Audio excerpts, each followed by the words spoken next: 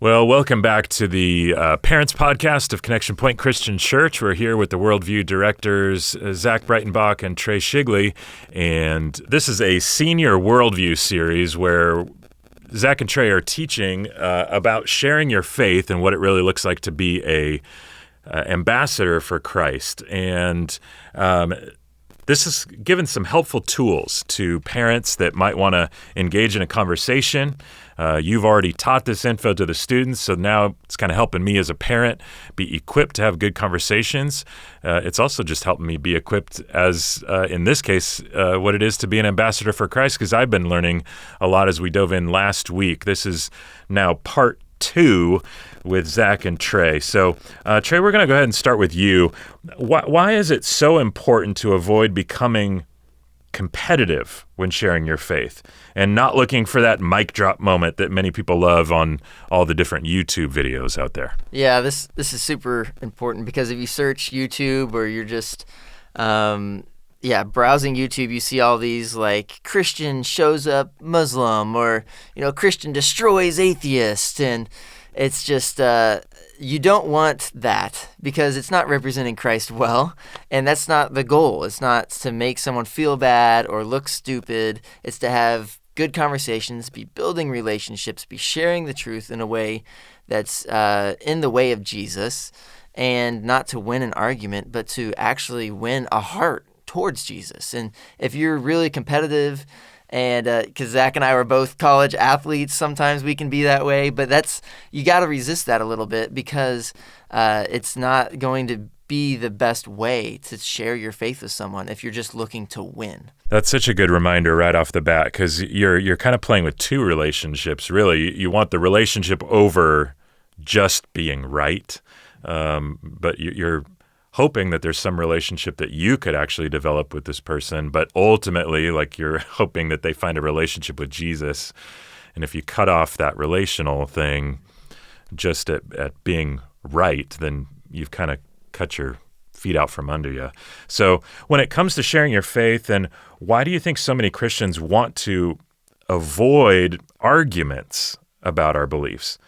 And maybe is there a difference between giving an argument and arguing? Yeah, that's an important question because I have run into a lot of Christians who just think it's just plain wrong to give any kind of an argument for God. But I think a lot of times this stems from sort of a confusion between arguing and giving an argument. So the Bible certainly is in favor of us giving arguments. And by an argument, we just mean reasons for thinking a certain position is true.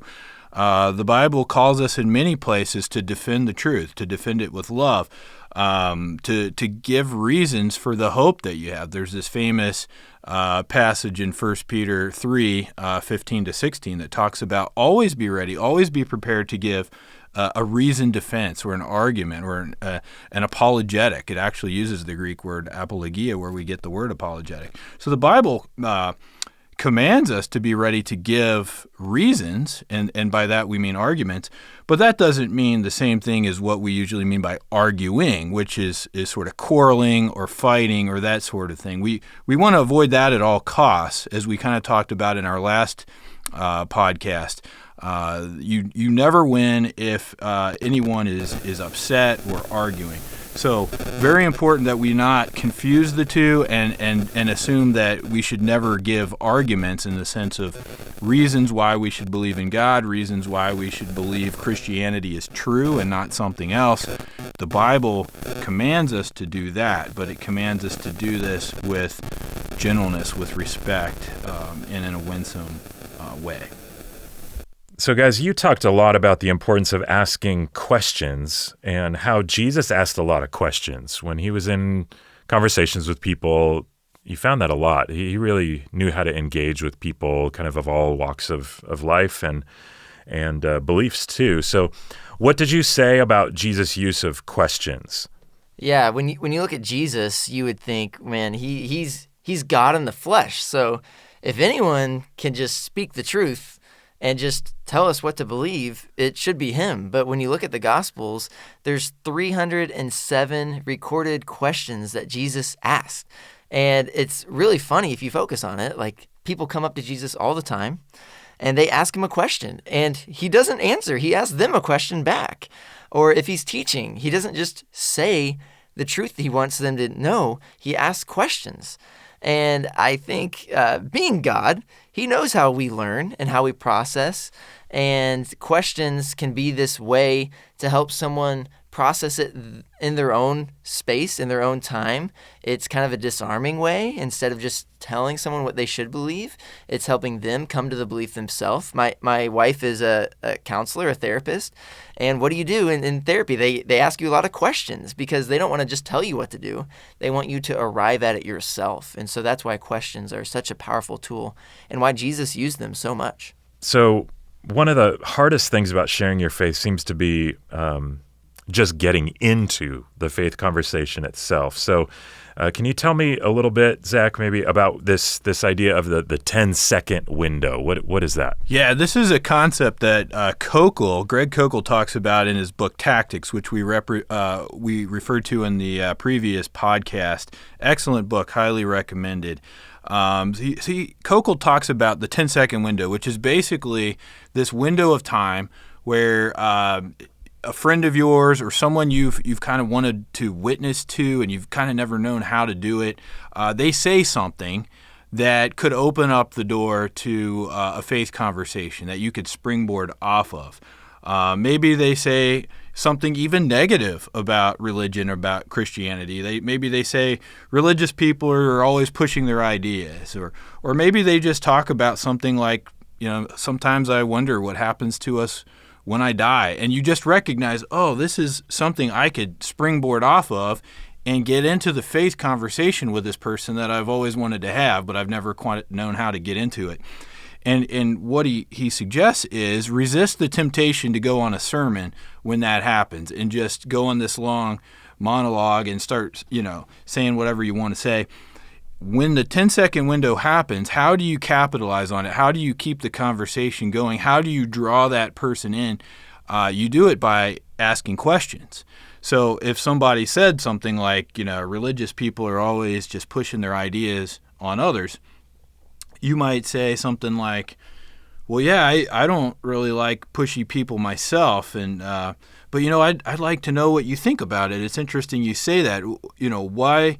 What do you believe about religion? What do you believe about God? And so you're asking them a question because they brought up the topic of religion or Christianity, and you want to bounce off of that, but get them talking. Ask them a question.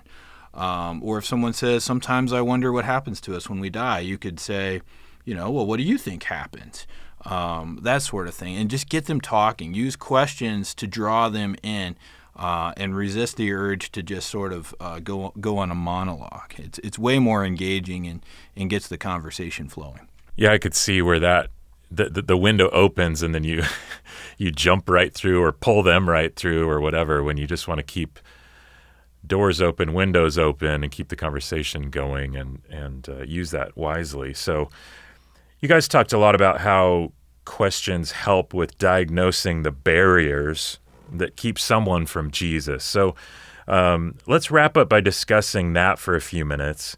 All these different barriers that might arise between you and the person, between that person and faith or their belief in Jesus. So what are some of those questions, Trey, you want to take this one, that help diagnose those barriers? Yeah, this is really, really important because not everyone has the same barriers, and not all barriers are stemming from the same place. And so as a youth pastor, I've made this mistake way too many times, but a student will come with an issue or a question, and I think I instantly know how to answer it. And so I think I know what they need, and I start diving into what I think they need to hear. And maybe it's something that worked for a previous student, and they asked the same question, but behind the question that's similar, they might actually have a different barrier.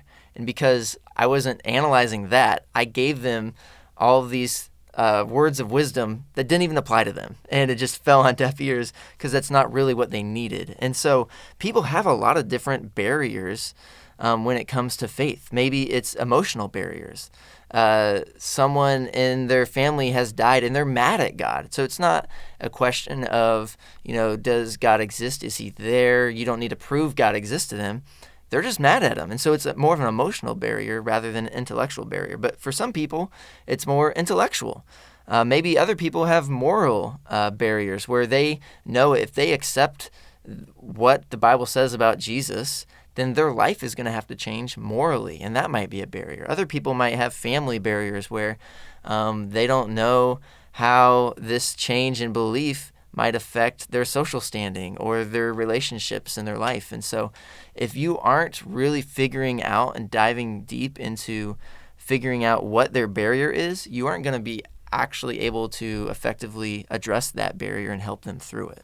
Yeah, so this is the first really good use of questions. I mean, there's a lot of good uses of questions, and next week we'll talk about even more of them. But just using questions to diagnose the barriers. As Trey said, there's so many possible ones it could be. So think about like when you go into a medical doctor's office and you sit down, what is the first thing that the doctor's going to do? He's not going to he or she's not going to look at you and say, well, you've got tonsillitis or you've got cancer, or they're not going to just diagnose you straight away. They're going to ask you questions. They're going to try to find out your symptoms and say, well, what brings you here today? And you say, well, my stomach doesn't feel great. And then they'll say, well, is it like a sharp pain, a dull ache? Where is it? Is it more up in your upper stomach, your lower stomach? They're going to ask you a bunch of questions, and they're going to try to figure out how they can help you. And it's very similar when you're trying to lead somebody to Christ and you don't know, as Trey said, whether it's more of an emotional thing or an intellectual thing, and you really don't want to assume, because if you assume, you could just be wasting time and leading them down the wrong path and not really helping them, as Trey mentioned. So we talked about how you can use questions to really figure that out. Things like just asking them what they believe, if they hold to a certain religion. And if they say yes, well, what drew you to it? And when you ask them that, you're learning things. You're learning about what they're looking for in a religion or what they find attractive about their own beliefs. Maybe they say they're not religious. I guarantee they believe something, even though they may not say they're religious. Ask them what they believe. Find out things like, where do you think meaning comes from? Is there meaning and purpose in life? Other big questions like, well, what do you think about where humans came from? What do you think happens to us when we die? Another good diagnostic question would be something like, what are your biggest doubts about Christianity? What do you think about that? If what doesn't make sense to you? And you'll learn a lot when you show genuine interest in them and what they believe, and don't make them feel bad about admitting that they have their doubts. And the ultimate diagnostic question, one that I just love to ask, and I've asked this many times, is if there were good evidence for Christianity, would you want to be a Christian? Because this really helps you to discover, is it really at bottom an evidence thing for this person, or is it more something else? And if they say, well, I still wouldn't want to believe in that kind of a God, well, then you could really explore that and find out why. So just a lot of questions you can ask, all aimed at figuring out what are their beliefs, how do they feel about God, what do they think about God, and by asking these, you're going to get a better idea, just like the medical doctor, of what approach should I take to help remove those barriers, help bring that person to Christ. That's so cool, Zach, because I could see where those would be so helpful to get into the conversation. You know where to join in. You're not going to lag behind where they're at or get out ahead of them or whatever. I just heard one of my son's friends, was reflecting on that very idea, that until this summer, recently, he didn't believe in Jesus. And there had been so much talk over the years about how much God loves him, how much Jesus loves us. And it had become such a non-issue because he didn't believe that God existed in the first place. So who cares if this non-existent being loves me, And so to start with the love was at a place that wasn't helpful for this particular student at that time. And maybe if some questions had happened earlier on, and good listening is also what I'm picking up, because if you ask questions, you got to be a good listener. So we are all learning how to be good listeners to this podcast and this resource. So thank you, Zach. Thank you, Trey, for this week's episode. We'll be back with another one before you know it. And as always, remember to share this resource with other parents, other students, because this is all really good stuff. If you got questions about Connection Point Church or the Worldview Ministry in particular, you can go to cp.news for more help.